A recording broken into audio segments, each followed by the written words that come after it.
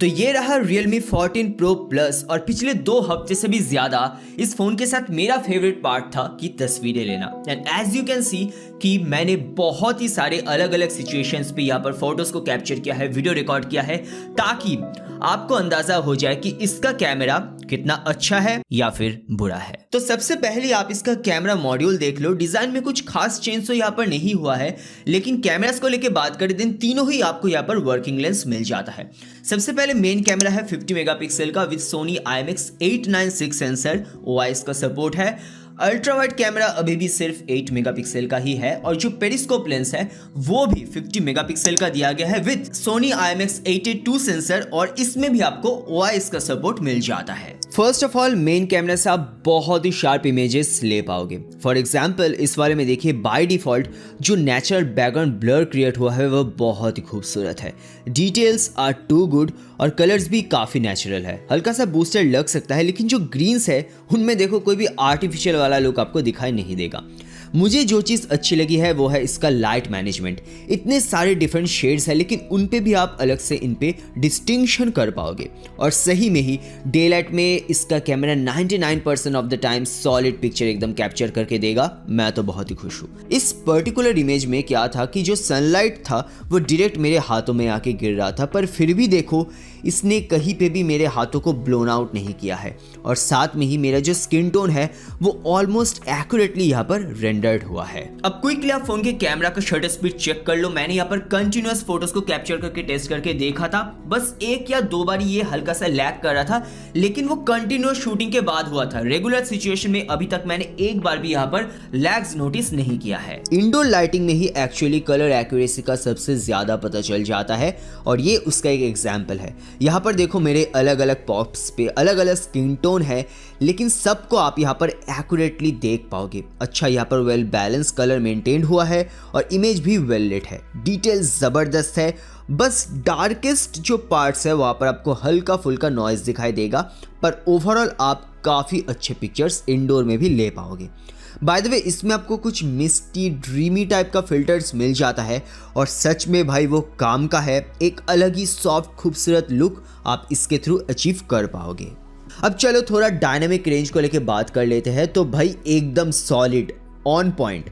Background में sky का जो ब्लू कलर है वो काफ़ी नेचुरल दिखाई दे रहा है और साथ में ऊपर जो शेड्स है वो भी वेल एक्सपोज है। कहीं पर भी ऐसा लग नहीं रहा है कि इसने आर्टिफिशियल इसको ज़्यादा ब्राइट कर दिया है। लाइटिंग कंट्रोल बढ़िया से कर लेता है ये डिवाइस। ऑल्दो इस जगह पे मुझे लगा है कि वाइट बैलेंस थोड़ा सा ऑफ है। एक येलोइश टिंट आपको यहाँ पर नज़र आ सकता है, तो हल्का फुल्का कि इस एरिया में अभी भी ऑप्टिमाइजेशन किया जा सकता है, बट बाकी भाई सब बहुत ही यहाँ पर बढ़िया था। ओके, तो क्विकली अब हम इसका नाइट मोड चेक कर लेते हैं। देख ही सकते हो कि लाइटिंग कंडीशन बहुत यहाँ पर डल है, तो अब मैं इसको क्लिक कर लेता हूँ। यहाँ पर हम क्विकली नाइट मोड पे स्विच कर लेंगे। ऑलराइट, अब इसको क्लिक करते हैं। स्टेबल रखना पड़ेगा हमें। ऑलमोस्ट 4-5 सेकंड का इसने क्लिकिंग टाइम ले लिया है।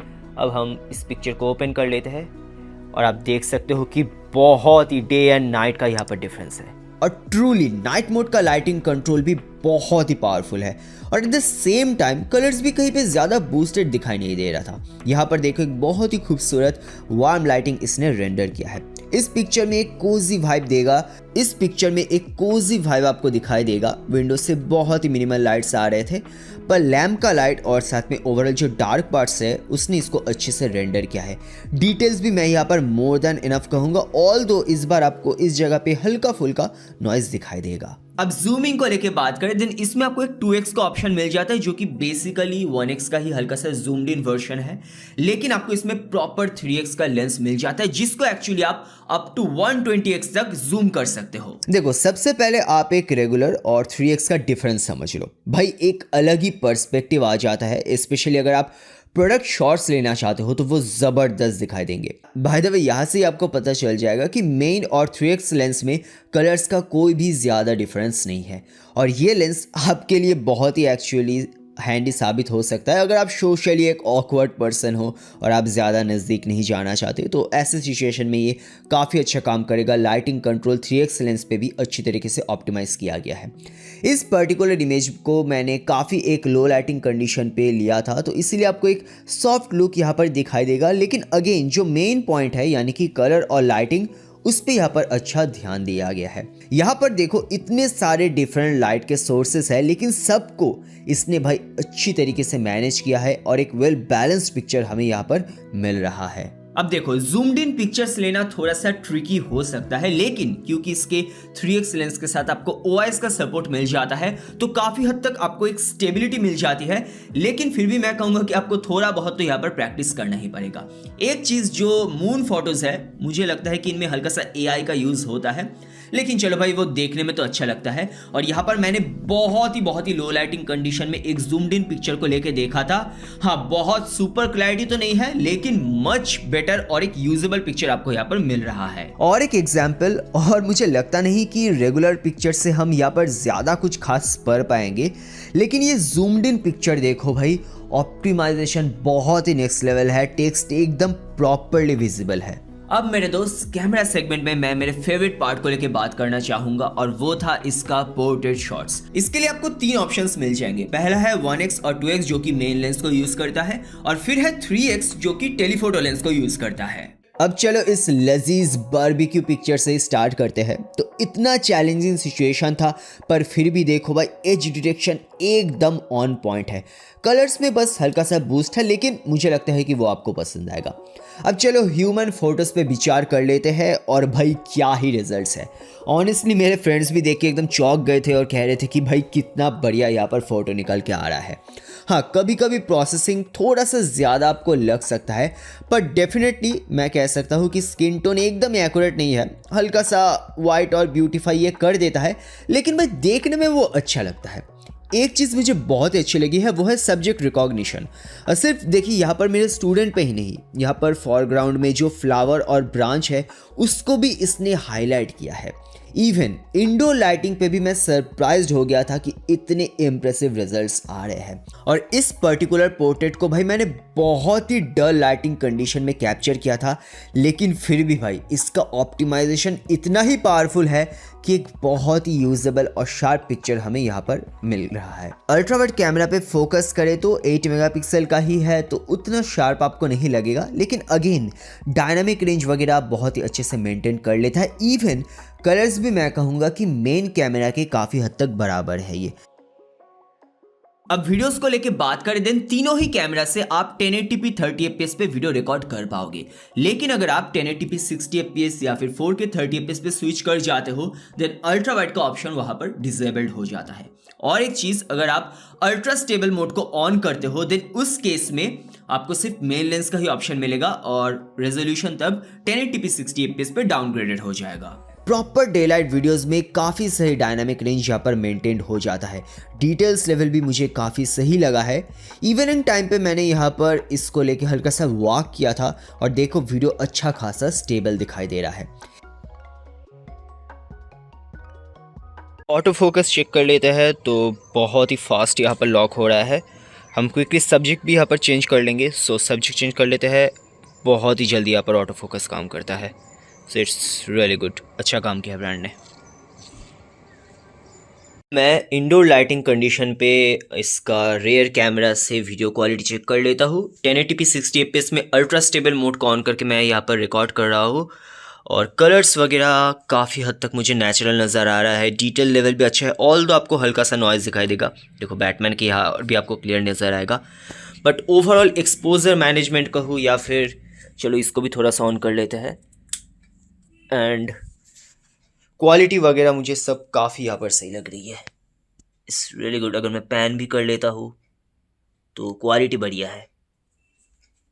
अब एकदम नाइट कंडीशन पे अगर आप वीडियो रिकॉर्ड करोगे, देन काफ़ी हद तक आपको नॉइज़ दिखाई देगा, लेकिन फिर भी मैं काफ़ी यूजेबल वीडियोस इसको कहूँगा। लाइटिंग कंट्रोल यहाँ पर हाईलाइट एरिया में अच्छे से हो रहा था, और कलर बैलेंस भी काफ़ी हद तक ये नेचुरली था।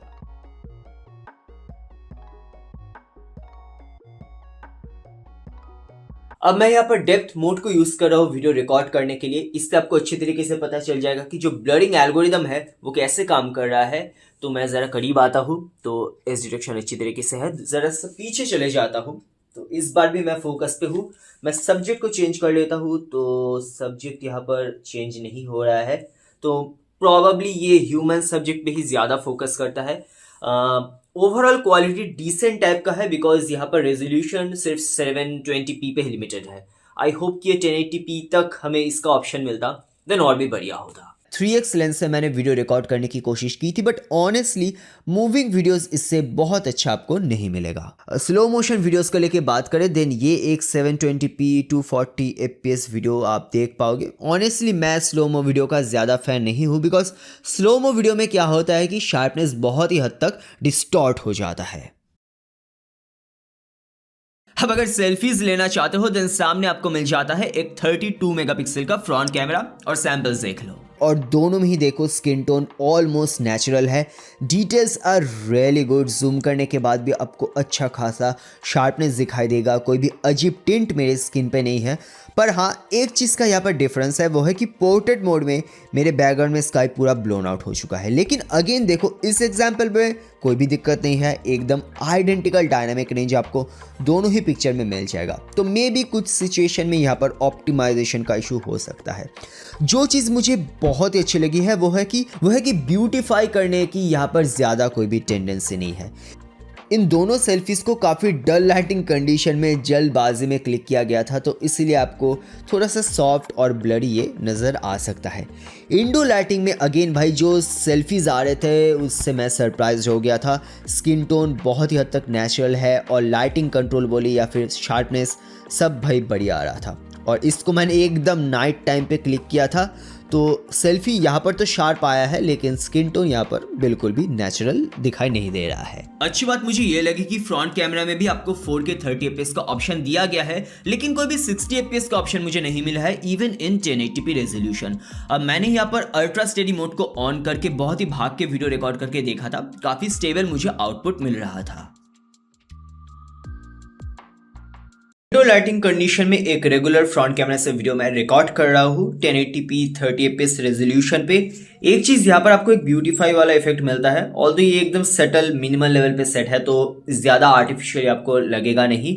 बाय द वे ऑडियो कैसा कैप्चर हो रहा है वो भी आप कमेंट करके बताना। तो मेरे फाइनल वर्डिक्स क्या है for the cameras of Realme 14 Pro Plus। तो भाई मैं कहूँगा कि मैं बहुत ही ज़्यादा इम्प्रेस्ड हुआ हूँ और सिर्फ मेरा ओपिनियन ही नहीं, मैंने इसको रेगुलर पब्लिक मेरे दोस्तों के साथ भी शेयर किया था और उन्होंने भी कहा कि भाई कैमरा सच में यहाँ पर कमाल का है। तो मुझे प्राइसिंग का तो अंदाज़ा नहीं है। आई थिंक 33,000 रुपीज़ के अंदर ये हो सकता है। तो हल्का सा एक्सपेंसिव साइड पे ही है ये फ़ोन। लेकिन भाई मैं ये कह सकता हूँ कि अगर आप कैमरास के लिए ये फ़ोन परचेस करते हो देन आपको बहुत ही अच्छा यहाँ पर रिजल्ट्स मिलने वाला है। आप बहुत ही खुश होगे। मुझे ऐसा एक भी एरिया यहाँ पर लगा नहीं कि यार ये और भी बेटर होना चाहिए था। Cameras are really good on this device. लेकिन आपको क्या लगता है कमेंट करना ना भूलिए और हाँ इसका फुल रिव्यू 2-3 दिन के अंदर मैं अपलोड कर दूंगा। मिलता है अगले वीडियो में। Peace out.